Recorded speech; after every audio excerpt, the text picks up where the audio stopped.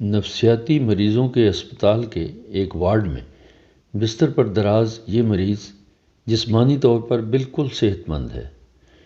اس ہسپتال کے senior doctors اس کا کئی بار معائنہ کر چکے ہیں اور متعدد بار اس کا سائیکو انالیسس یعنی نفسیاتی تجزیہ بھی ہو چکا ہے، مگر ہر بار اس کے مرض کی تشخیص ہوتے ہوتے رہ جاتی ہے۔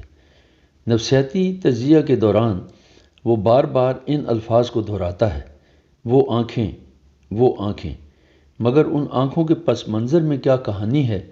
جب نفسیاتی تجزیہ کے دوران ڈاکٹر اس کو ان آنکھوں کے پس منظر میں چلتی فلم کی طرف لے جانا چاہتا ہے تو وہ یہ الفاظ بار بار کہنا شروع کر دیتا ہے، بے چہرہ لڑکی، اور ان الفاظ کو کہتے کہتے اس کے سارے جسم میں جھٹکے لگنے شروع ہو جاتے ہیں اور وہ آہستہ آہستہ غنودگی کی حالت میں چلا جاتا ہے۔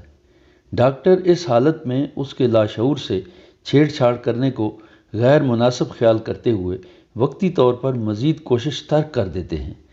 ایسا کئی بار ہو چکا ہے، اس لیے سمجھا گیا ہے کہ اس کے لاشعور میں آنکھیں اور تحت شعور میں بے چہرہ لڑکی جیسے الفاظ کسی کہانی کے آغاز یا انجام کے وقت ایک سرے یا دوسرے سرے کے ساتھ اس شدت سے پیوست ہو گئے ہیں اور وقت کے ساتھ ساتھ ان الفاظ نے اپنی عملداری کے علاقے کو اس قدر وسعت دے دی ہے کہ ان کی مضبوط گرفت نے کہانی کو اس حد تک کمزور کر دیا ہے کہ اس کے کھلنے کے امکانات مسدود ہو چکے ہیں، اور اس بات کا سراغ لگانا تقریباً ناممکن ہے کہ ان الفاظ کے پس منظر میں کوئی کہانی موجود بھی ہے یا نہیں۔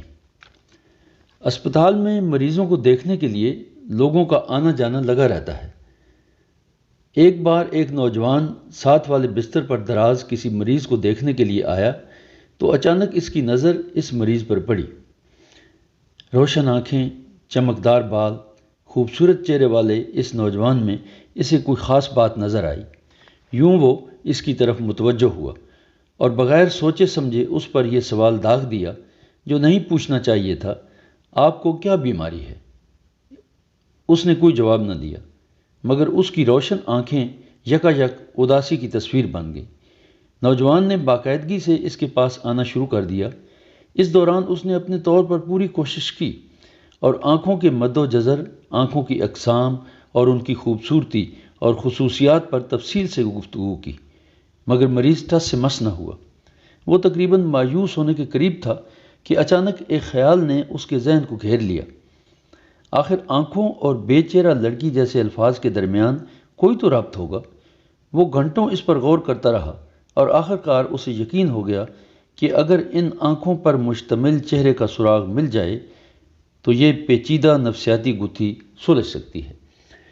نوجوان کو اس مریض سے اس قدر دلچسپی پیدا ہو گئی کہ اس نے سیل فون سے کئی لڑکیوں کی تصاویر اس کو دکھانا شروع کی، مگر ہر تصویر پر نگاہ کر کے وہ منہ دوسری طرف پھیر لیتا۔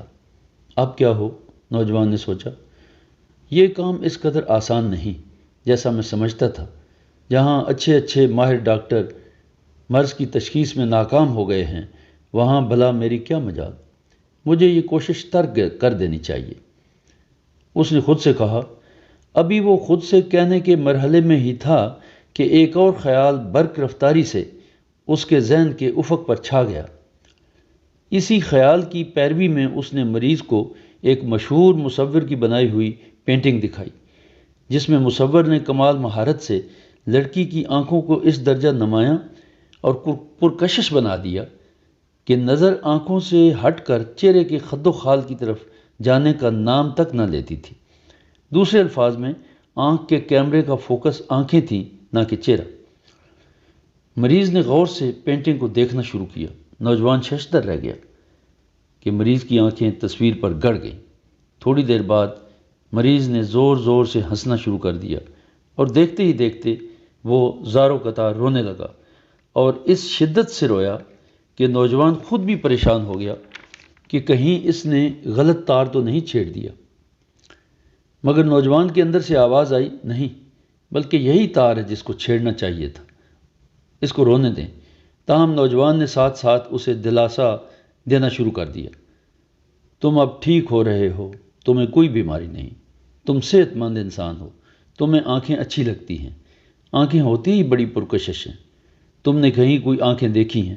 آؤ مل کر وہ آنکھیں تلاش کرتے ہیں۔ میں آنکھوں کی مختلف اقسام کی بہت اچھے طریقے سے شناخت کر سکتا ہوں۔ میں تمہارا دوست ہوں، تم مجھے اپنی کہانی سناؤ۔ مجھے یہ تو علم ہو چکا ہے تم نے کہیں کوئی آنکھیں دیکھی ہیں، تم مجھے بتاؤ تم نے کہاں دیکھی ہیں۔ مریض کے حواس مکمل طور پر بحال ہو چکے تھے اور وہ یوں گویا ہوا۔ میں ایئرپورٹ پر کھڑا تھا کہ ایک لڑکی مجھے اپنی طرف آتی دکھائی دی اور میری نظریں اس کی آنکھوں میں گڑ گئیں، اور ان آنکھوں کی زیارت میں اس قدر منہمک ہو گیا کہ اس کا چہرہ میری نظروں سے اوجھل رہا۔ وہ میرے قریب سے گزرنے ہی والی تھی کہ اچانک اسے کسی نے آواز دی اور وہ مڑ کر میری مخالف سمت چلنا شروع ہو گئی۔ تب مجھے محسوس ہوا کہ میں نے ان آنکھوں پر مشتمل چہرہ تو دیکھا ہی نہیں۔ میں نے اس کے پیچھے جانے کی کوشش کی، مگر چند قدم اٹھانے کے بعد میرے اندر لگے معاشرے کے سینسر نے آگے بڑھنے سے روک دیا، اور دیکھتے ہی دیکھتے وہ لڑکی ہجوم میں نظروں سے اوجھل ہو گئی۔ بس پھر کیا تھا، صرف وہ آنکھیں میری یادداشت کا حصہ بن گئیں۔ یوں میں ان آنکھوں کے عشق میں مبتلا ہو گیا۔ میں نے بہت کوشش کی کہ ان آنکھوں کے ارد گرد کے خد و خال ظاہر ہو سکیں۔ اس مقصد کے حصول کے لیے میں نے ایک بت تراش کی خدمات بھی حاصل کی، اور اس نے اپنے طور پر ایسا چہرہ بنایا بھی، مگر میری تسلی نہ ہوئی، اور میں رفتہ رفتہ گہرے نفسیاتی مرض میں مبتلا ہوتا گیا۔ مجھے ایسا لگتا ہے جیسے وہ آنکھیں ہر وقت میرے تعاقب میں ہیں اور وہ چہرہ مجھ سے دور بھاگ رہا ہے۔